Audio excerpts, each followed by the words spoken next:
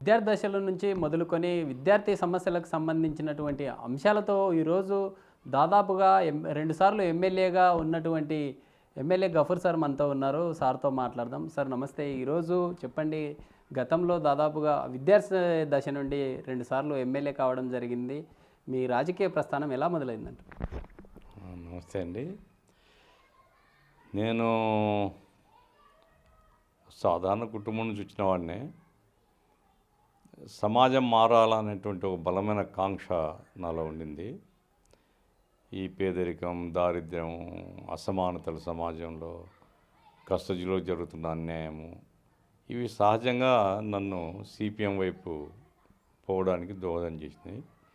1970లో నేను కర్నూలులో ఎస్ఎఫ్ఐ నాయకుడిగా, ఎస్ఎఫ్ఐలో సభ్యుడిగా ముందు రంగప్రవేశం చేశాను. నేను ఇంటర్మీడియట్ 72గా అయిపోయింది. 72 ఇంటర్మీడియట్ నాటికే నేను చాలా యాక్టివ్ వర్కర్గా ఎస్ఎఫ్ఐలో గుర్తింపు పొందాను.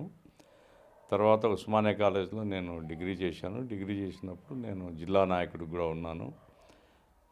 డిగ్రీ చివరి సంవత్సరంలోనే ఎమర్జెన్సీ వచ్చింది 75లో. 75 ఎమర్జెన్సీలో నన్ను అరెస్ట్ చేసి అక్కడ ముషిరాబాద్ జైలుకి తీసుకొని పోయినారు. ముషిరాబాద్ జైలు అంటే ఇప్పుడు గాంధీ హాస్పిటల్ ఉండే ఏరియా అది.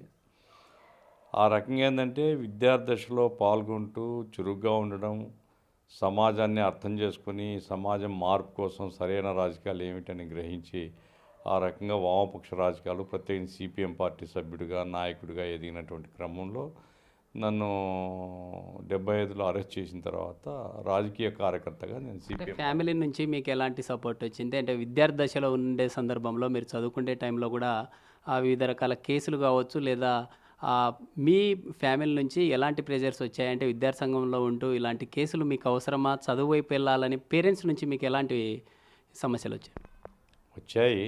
సహజంగా ఏ పేరెంట్ అయినా పిల్లవాడు బాగా చదువుకోవాలా, మంచి ఉద్యోగం సంపాదించుకోవాలని చూస్తారు తప్ప ఆ ఉద్యమాల వైపు పోవాలని ఎవరు హర్షించరు కదా. అయితే మా సాధారణ కుటుంబం, బనాన్పల్లి పక్కన హుసేనాపురం అనే గ్రామము. నేను ఒక్కరిని ఇక్కడికి వచ్చాను, చదువుకుంటూ ఈ రాజకీయాల్లో ఉన్నాను. మా పేరెంట్స్ ఎంకరేజ్ చేయలేదు. వాళ్ళు చెప్పేవాళ్ళు, నువ్వు లా చేసి లా తర్వాత నీ ఇష్టం, నువ్వు ఎక్కడైనా పో, నువ్వు లా చేయాలా అనేటువంటిది మా ఇంట్లో అందరూ చెప్పేవాళ్ళు. అందుకోసం లాలో చేరినాను. నేను బళ్ళారిలో చేరి ఇంక పోలే, కాలేజీకి పోలే.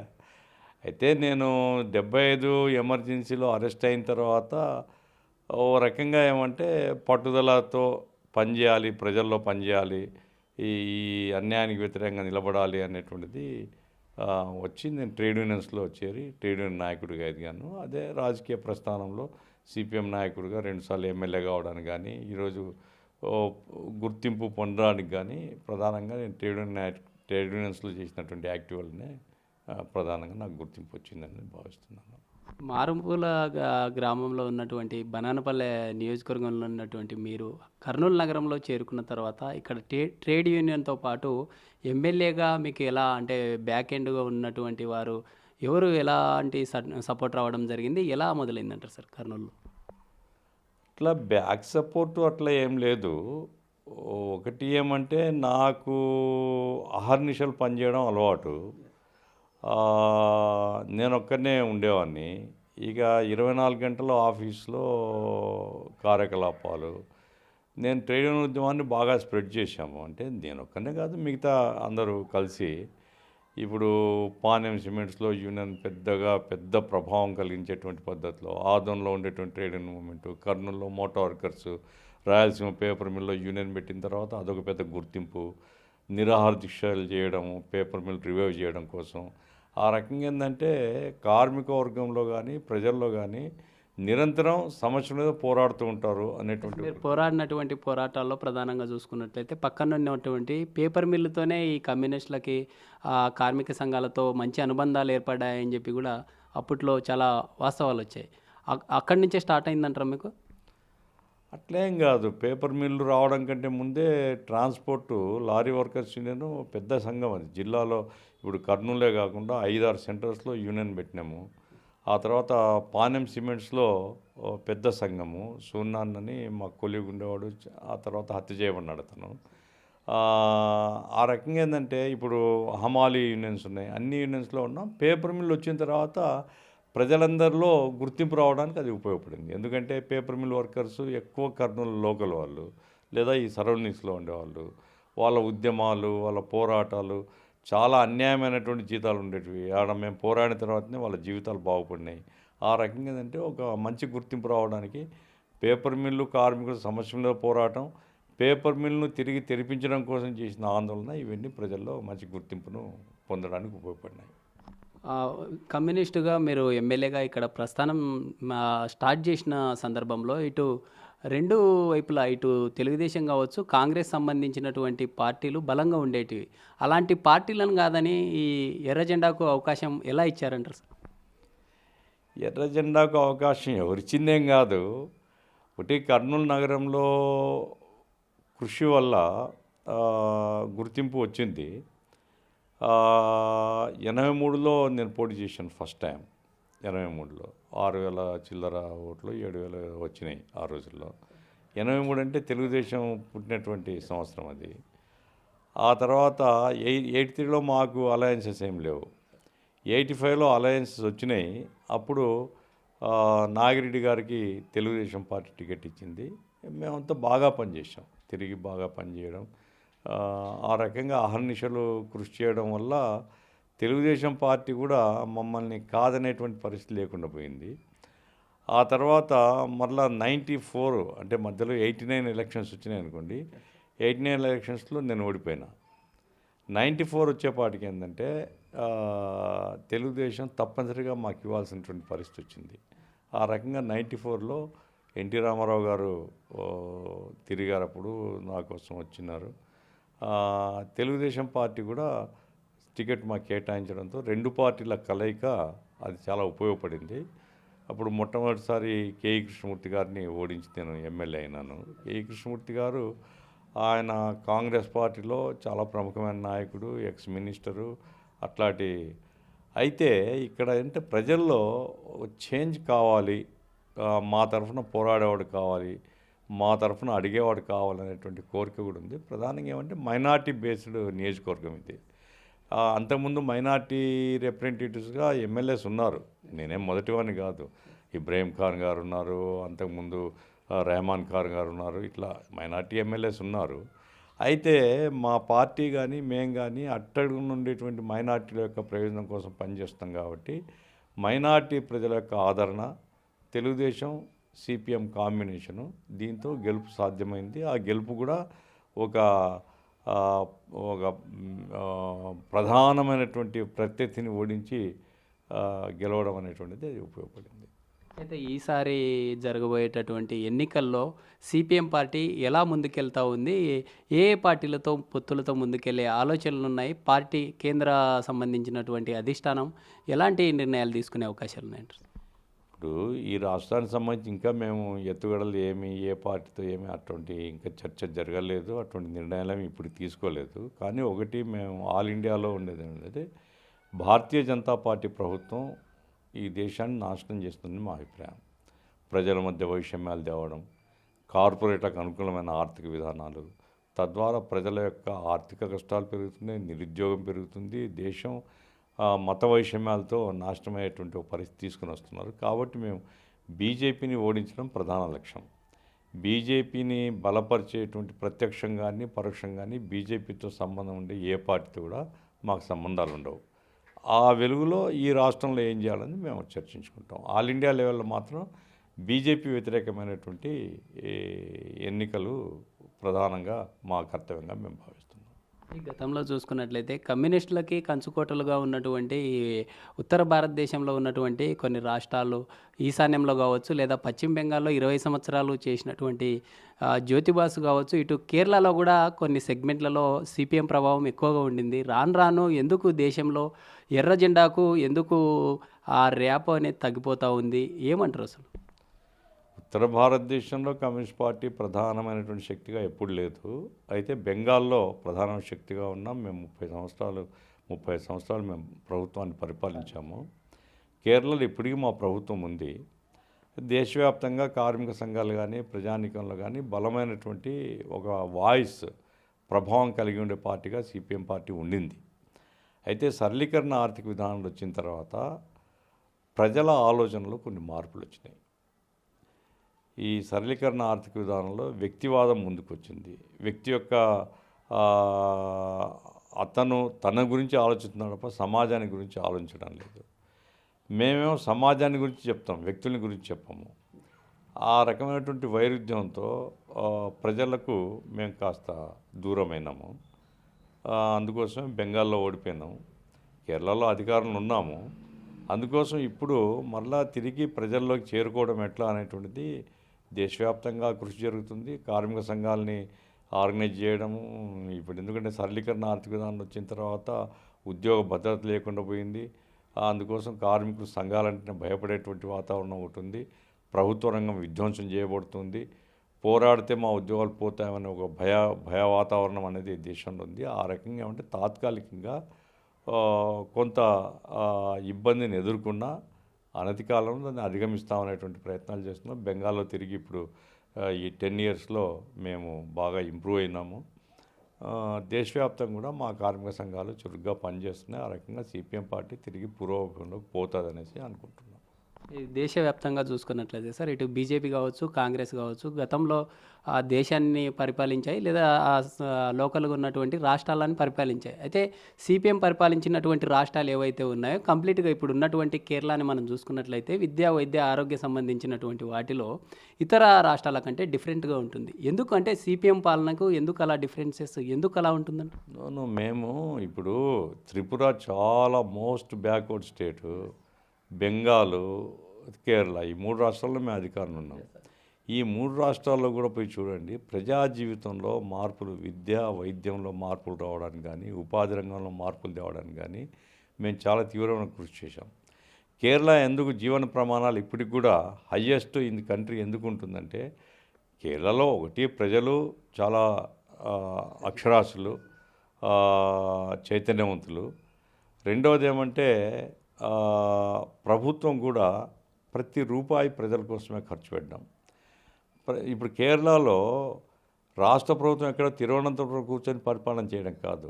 కేరళలో ఏ గ్రామంలో ఏది అవసరం అనేటువంటిది ఆ గ్రామంలో చర్చించుకొని రాష్ట్ర ప్రభుత్వం నేరుగా డబ్బులు పంచాయతీలకు ఇస్తే ఆ పంచాయతీలో ఆ గ్రామాల్లో అభివృద్ధి పనులు చేయడానికి ఆ రాష్ట్ర ప్రభుత్వం ఏర్పాటు చేసింది. ఇక్కడ మన దురదృష్టం ఏంది, ఒక బోరు కావాలంటే ఇంతకుముందు ఎమ్మెల్యే దగ్గర పోవాలా, ఎమ్మెల్యే రాసిస్తే ఎమ్మెల్యే చెబితే బోర్ వేస్తారు, లేకుంటే లేదు.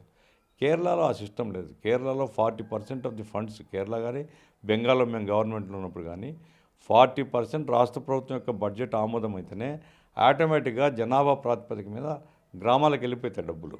ఇక దాంట్లో ఎమ్మెల్యేల జోక్యం లేదు, ప్రభుత్వం జోక్యం లేదు.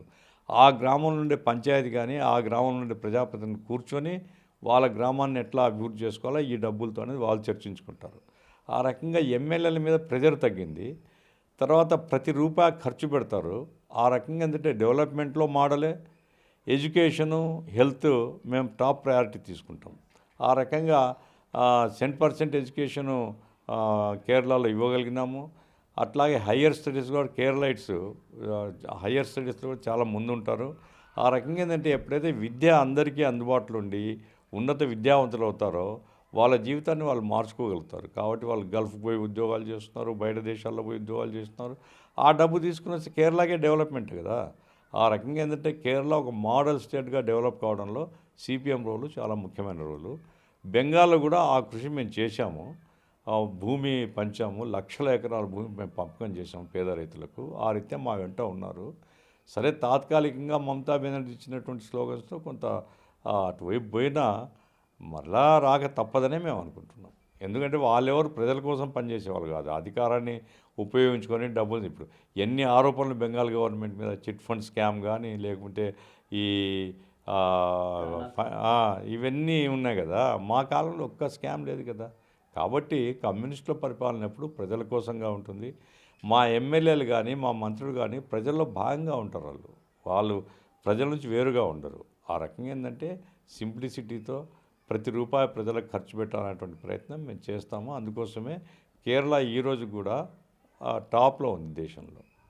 ఈ ప్రజెంట్ ఉన్నటువంటి బీజేపీ ప్రభుత్వానికి గతంలో ఉన్నటువంటి కాంగ్రెస్ ప్రభుత్వానికి డిఫరెన్స్ ఏమంటారు? బీజేపీ ప్రభుత్వంలో తీసుకొచ్చినటువంటి ప్రైవేటైజేషన్ కావచ్చు, లేదా జీఎస్టీ, డిమానిటైజేషన్ అనేటటువంటి అంశాలు, కరోనా క్రైసిస్ వల్ల దేశం ఎలా ఇబ్బందులకు గురైంది, ఏమంటారు మీరు? ఆర్థిక విధానాల దగ్గరికి వచ్చేపాటికి ఆర్థిక విధానాలు బీజేపీకి కాంగ్రెస్కు పెద్ద తేడా ఏమి ఉండవు. ఎందుకంటే సరళీకరణ ఆర్థిక విధానాల్ని కాంగ్రెస్ తీసుకుని వచ్చింది, బీజేపీ బలపరుస్తుంది. బీజేపీ మరింత వేగంగా పరిగెత్తిస్తుంది నూతన ఆర్థిక విధానాన్ని. అయితే ప్రధానంగా బీజేపీ వచ్చిన తర్వాత జరుగుతున్న నష్టం ఏంటంటే భారతీయ ప్రజల్ని మతం పేరుతో విభజిస్తున్నారు. మతం అనేటువంటిది ప్రజల మధ్య విభజన రేగ్గా మారి పరస్పర విద్వేషం, పరస్పర ద్వేషం అనేటువంటిది కింది స్థాయి గ్రౌండ్ లెవెల్ వరకు తీసుకొని పోతున్నారు. హిందుత్వ అజెండాతో భారతీయ సమాజాన్ని చీల్చడాన్ని మేము వ్యతిరేకిస్తున్నాం. ఇది రాబోయే కాలంలో 5 సంవత్సరాలు ఏమవుతుంది, 3 సంవత్సరాలు ఏమవుతుంది కాదు, రాబోయే కాలంలో ప్రజలు మరి తిరిగి కలుసుకోలేనటువంటి ఒక విభజన తత్వాన్ని అలవాటు చేస్తున్నారు బీజేపీ వాళ్ళు. ఇది more dangerous to the country అని మేము భావిస్తున్నాం.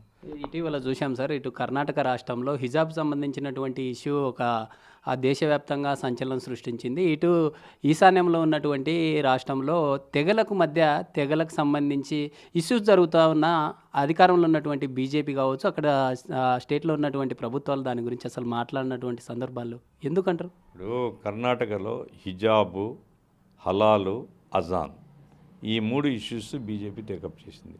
అజాన్ అంటే ఏమి? మసీదులో తెల్లవారుజామున కావచ్చు, మసీదు అంటే ప్రార్థన కంటే ముందు ఆహ్వానించడం, దానికి మైకులు పెడుతున్నారు, మైకులు తీసేయాలి. మరి దేవాలయాల్లో మైకులు ఉన్నాయి కదా, దేవాలయాల మైకులు ఉండొచ్చునా? దేవాలయాల్లో మైకులు తొలగించండి, దేశవ్యాప్తంగా ఏ ప్రార్థనాలయంలో మైకులు పెట్టొద్దు అని చెప్పండి, అప్పుడు మసీదులో కూడా కంట్రోల్ చేయండి, ఎవరికేం అభ్యంతరం లేదు. కానీ మసీదుల్లో మైకుల మీదనే మీరు పెద్ద ఎత్తున ప్రచారం చేయడం అజాగ్ వ్యతిరేకంగా. రెండవది హిజాబ్ అంటే ఏమిటి? ఇప్పుడు తల చుట్టూ గుడ్డ కప్పుకోవడం. జనరల్గా ముస్లిం సాంప్రదాయంలో ఏంటంటే అమ్మాయి యొక్క ముఖాన్ని బయటికి చూపించకూడదు అనేది సాంప్రదాయం. అది సాంప్రదాయం మంచిదా చెడ్డదా అంటే మరి సాంప్రదాయం ఎప్పుడు ఇది ఒక సంవత్సరానికి కాదు, వేల సంవత్సరాలది ఇది. కాబట్టి వాళ్ళు హిజాబ్ను తల చుట్టూ అమ్మాయిలు గుడ్డ కట్టుకొని స్కూల్లోకి పోతారు. నీకేంటి బాధ? ఎక్కడైతే ఎన్నికలు జరిగే టర్మ్ ఉంటుందో అక్కడే ఆ రాష్ట్రాలకు సంబంధించి వివాదాలు జరుగుతూ ఉన్నాయి. బీజేపీ వాంటెడ్గా అలా చేయిస్తుందంట. బీజేపీ ఉద్దేశపూర్వకంగా సమాజాన్ని విడదీయాలని. ఎందుకంటే ఈ దేశంలో 80% హిందూ ప్రజానికం ఉన్నారు. హిందూ ముస్లింల మధ్య ఏ రోజు గతంలో ఇంత విభజన లేదు. జాతీయోద్యమం సందర్భంలో అందరూ కలిసి పోరాడినారు, అందరూ కలిసి త్యాగాలు చేసినారు. కాబట్టి జాతీయోద్యమంలో హిందువులు ముస్లింలు కలిసికట్టుగా పోరాడినారు.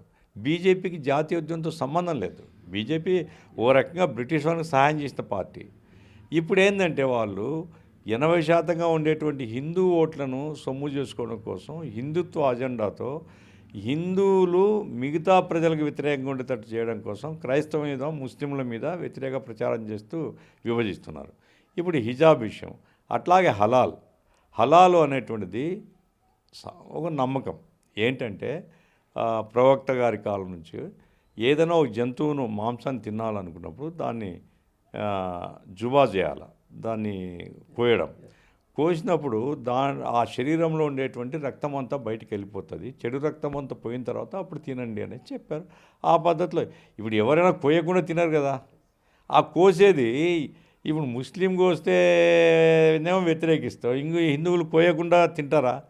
కాబట్టి అనవసరమైనటువంటి విషయాలు, వ్యక్తిగతమైనటువంటి విషయాలు, సమాజంలో ఎవరు ఇప్పుడు ప్రార్థనకు పోతారు, ఎవరు దేవునికి మొక్కుతారు, ఎవరు సాష్టాంగ పడతారు, ఎవరు నిలబడి మొక్కుతారు, మనకేం సంబంధం? అది ఎవరికి విశ్వాసం ఉంటే అట్లా మొక్కుతారు.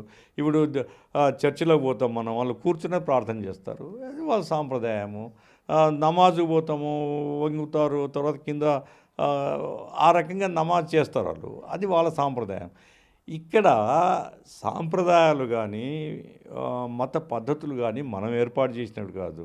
భారతీయ జనతా పార్టీ ఇప్పుడు ఏం చేస్తుందంటే ఆ సాంప్రదాయాలనే ఒక సమస్యగా చిత్రీకరించి దానికి వ్యతిరేకంగా ప్రజాభిప్రాయాన్ని కూడగట్టి హిందూ ఆధిపత్యం ఉండేటువంటి దేశంగా ఈ దేశాన్ని మార్చాలా అనేటువంటి ఒక స్లోగన్ తయారు చేసింది. ఆ రకంగా హిందూ ప్రజానీకాన్ని కనుక ప్రభావితం చేయగలిగితే 80% ఉంటారు కదా, 80% ఓట్లు కనుక వచ్చేస్తే ఇంకా శాశ్వతంగా మేమే కదా అధికారంలో. కాబట్టి మిగతా మతాల మీద మా ఆధిపత్యం ఉండాలా అనేటువంటి ఒక స్లోగన్ను ఉద్దేశపూర్వకంగా ప్రమోట్ చేస్తున్నారు. కానీ ప్రజలు అంగీకరించరు. ఎందుకంటే దేశంలో ఇప్పటికే థర్డ్ ఫ్రంట్గా ఏర్పడి ఇండియా కూటమిగా వెళ్తూ ఉన్నారు. ఈ ఇండియా కూటమి ద్వారా రానున్న రోజుల్లో కొత్తగా వెళ్ళే అవకాశాలు ఉన్నాయంటారా? అంటే మీరు ఎవరికి సపోర్టెడ్గా ఉండే అవకాశం? మేము ఇండియా కూటమికి అనుకూలంగా ఉన్నాం కదా. మేము ఎందుకంటే భారతీయ ప్రధానంగా ఆర్థిక విధానాలకు ఇప్పుడు బీజేపీకి కాంగ్రెస్కి పెద్ద తేడా లేదని చెప్పాను కదా నేను.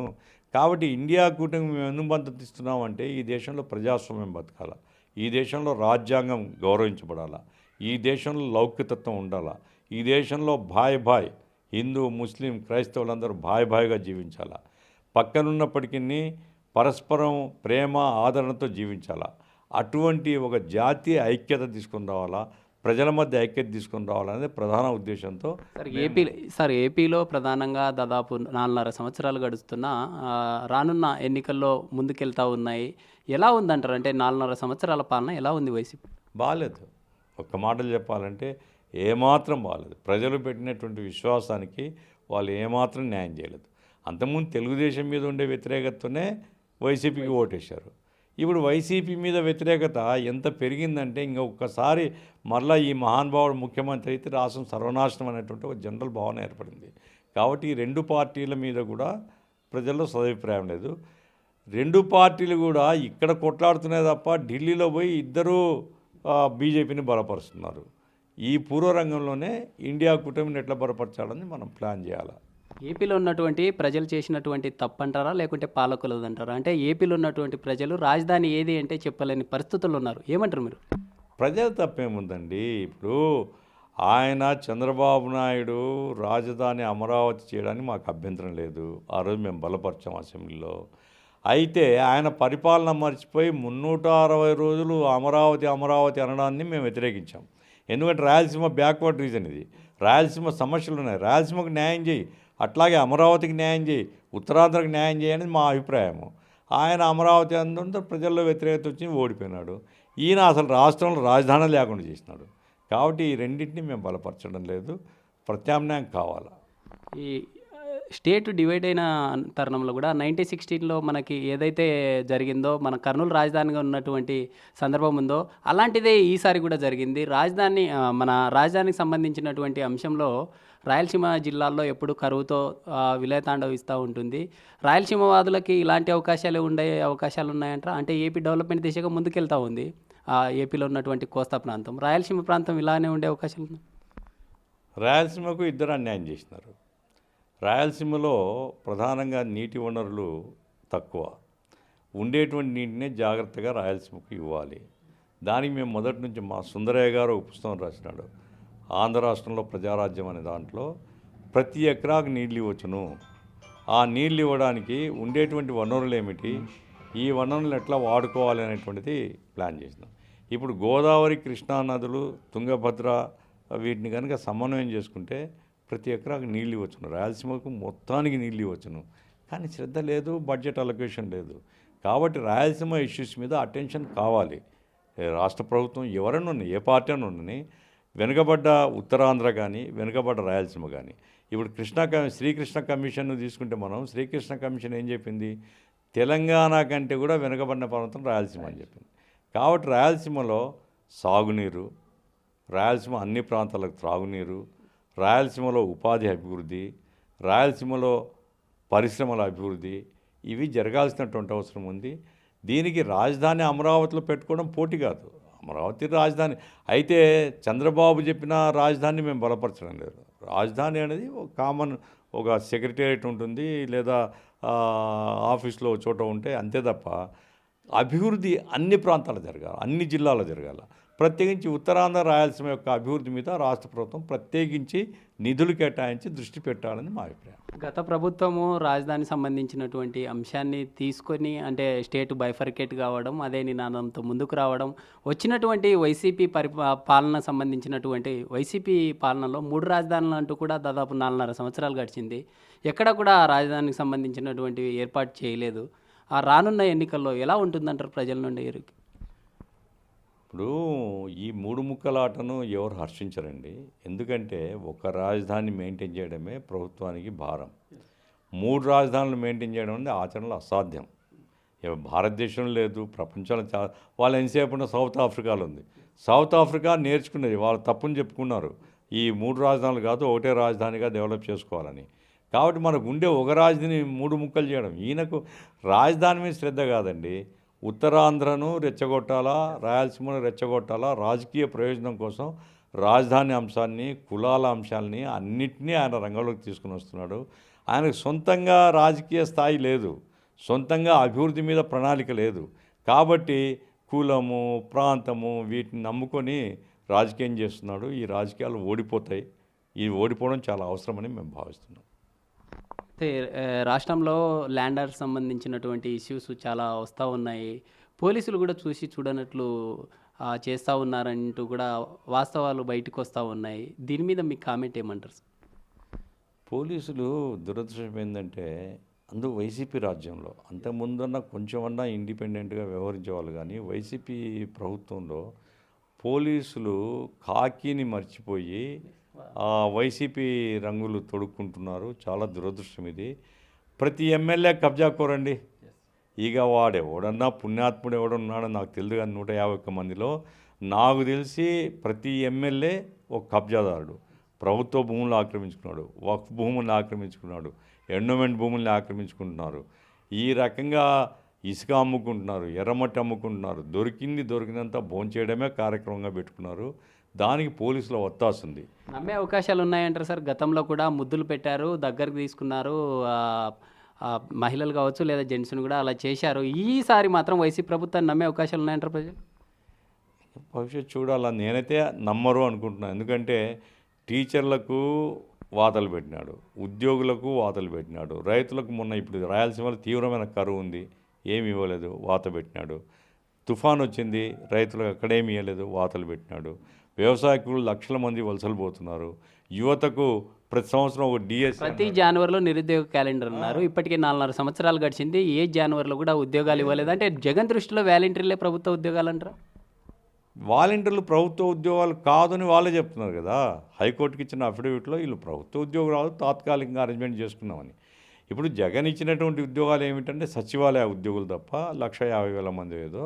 ఆ సచివాలయ ఉద్యోగులు కూడా అందరూ చదువుకున్న వాళ్ళే, ఆ మేరకు ఉద్యోగాలు. ఇప్పుడు వాళ్ళ నుంచి రాజకీయ ప్రయోజనాన్ని ఆశించి, ఎందుకంటే ఓట్ల కోసము ఓట్ల యంత్రాంగంగా వాళ్ళని డెవలప్ చేసుకోవాలనుకున్నాడు. అది ఇప్పుడు కుదరడం లేదు, ఎలక్షన్ కమిషన్ చెప్పింది.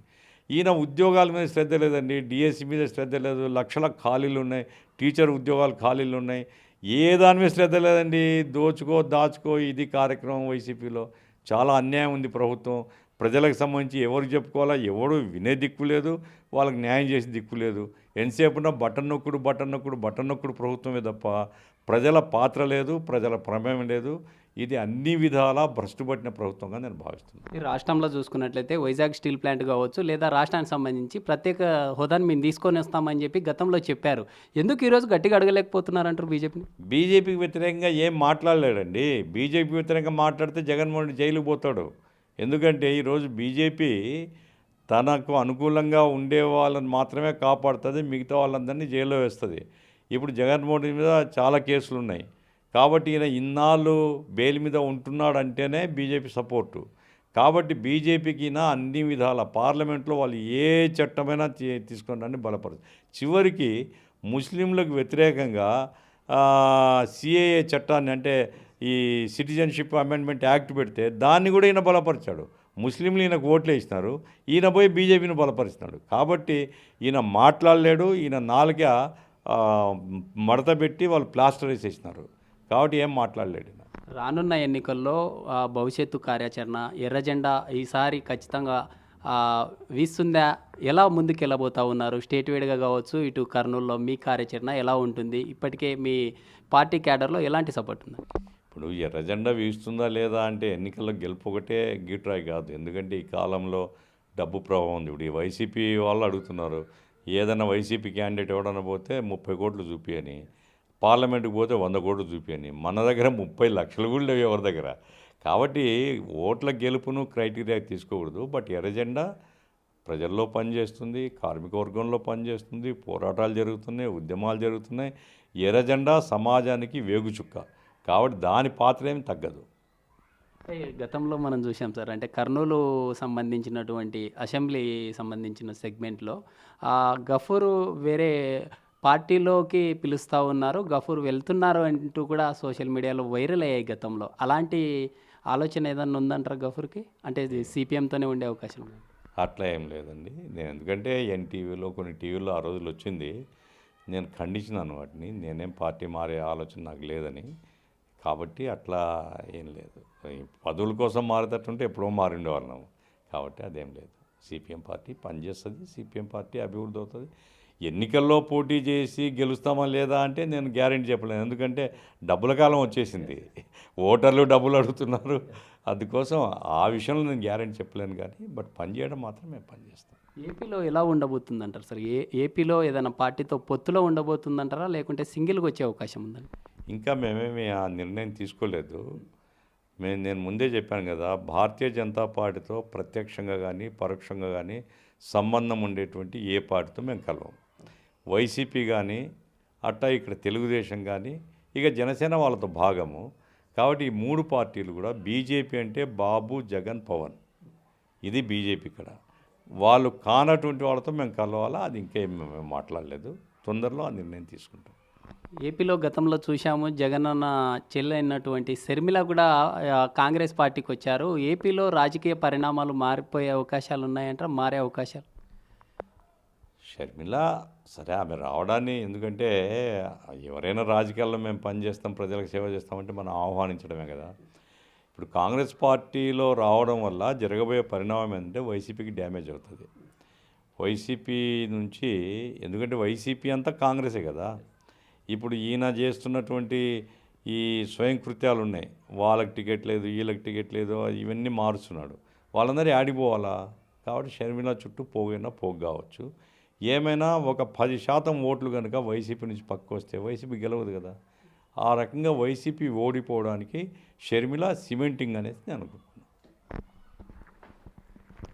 ఓవరాల్గా ఉన్నటువంటి రాష్ట్రంలో కావచ్చు, బీజేపీ ఇటు వైసీపీ సంబంధించినటువంటి ప్రభుత్వాలు రాష్ట్రాన్ని సంబంధించినటువంటి విషయంలో రాష్ట్రంలో ఇచ్చినటువంటి ఏవైతే వాగ్దానాలు ఉన్నాయో అవి అమలు కాలేదు. రానున్న రోజుల్లో కూడా ఇటు దేశంలో ఉన్నటువంటి బీజేపీ ప్రభుత్వానికి ఏవైతే ఈ రాష్ట్రంలో ఉన్నటువంటి జనసేన కావచ్చు లేదా టీడీపీ కావచ్చు, వైసీపీ సంబంధించినటువంటి పార్టీలు ఏవైతే సంబంధాలు పెట్టుకుంటాయో ఆ పార్టీలకు మేము సపోర్ట్ చేయం, సింగిల్గా వస్తామంటూ కూడా ధీమాను వ్యక్తం చేస్తున్న పరిస్థితులు అయితే రాష్ట్రంలో రాజకీయ పరిణామాలు మారుతూ వస్తున్నాయని చెప్పి చెప్తున్న పరిస్థితి. వీడియో జర్నలిస్ట్ సురేష్తో శ్రీరామ్, బిగ్ టీవీ కర్నూలు.